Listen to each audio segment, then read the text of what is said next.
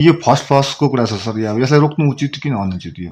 होइन, first plus त यसो इन्डस्ट्री बाँच्यो भने त्यहाँदेखि नै श्रमिकले काम गर्छन्। त्यसले गर्दा श्रमिकलाई चाहिँ म बारम्बार भन्छु, श्रमिकलाई चाहिँ काममा नजाऊ भन्ने किसिमको जुन निर्देश दिनु नै गलत हो मेरो विचारमा चाहिँ। त्यसको काम गर्नको निम्ति त प्रतिनिधि हो, त्यसको निम्ति त ट्रेड युनियनहरू हो।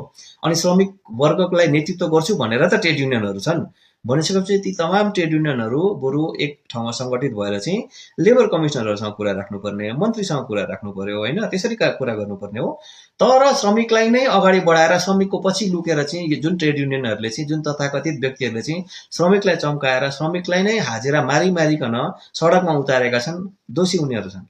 अनि उनीहरू आफूले नेतृत्व गर्न नसक्ने अनि कहीँ न कहीँ श्रमिकलाई चाहिँ आफ्नो राजनीतिको स्वार्थमा युज गरिरहेका छन्। त्यो गलत हो। श्रमिकले आफ्नो काम गरोस् न, श्रमिकलाई एक दिन पनि हाजिरा मार्न नदिउँ, श्रमिकले आफ्नो काम गरोस्। ट्रेड युनियन ती व्यक्तिहरूले चाहिँ गएर श्रमिकको हितमा लडिदिनु पर्ने, उनीहरूको जिम्मेवारी हो नि त लडिदिने।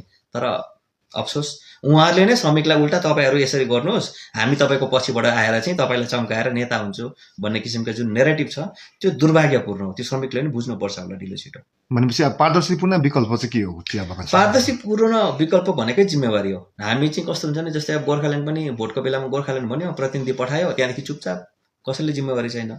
तपाईँले ट्रेड युनियनमा आफ्नो नेता बनाउनु भयो, कोही व्यक्ति तपाईँकैमा आउँछ, हामीले यो ट्रेड युनियन खोल्यौँ, हामी तपाईँको नेता भन्दै आउँछ। तर त्यो ट्रेड युनियनको नेताले चाहिँ सम्बन्धित ठाउँमा किन काम गर्दैन? जस्तै हिजो अस्ति अनसन देख्यौँ चौरस्तामा, त्यो अनसन चौरस्तामा नगएर किन सिलगढीको श्रमिक भवनमा लेबर कमिसनको अफिसको अगाडि हुँदैन? कुरा त त्यो हो नि, जहाँबाट चाहिँ निकाय जुन निकासको बाटो छ है, जुन ठाउँ चाहिँ अथोराइज हो नि त, त्यो ठाउँमा गएर काम गर्नु पर्यो नि त।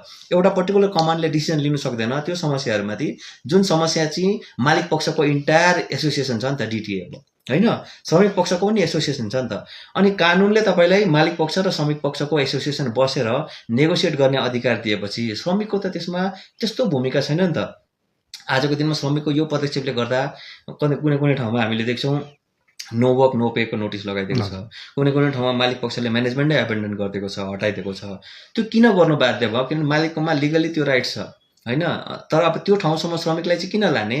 श्रमिकको जसको 200-250 रुपियाँ कम्ती भयो, त्यो हाजिरामा संसार चल्दैन हामी भन्छौँ।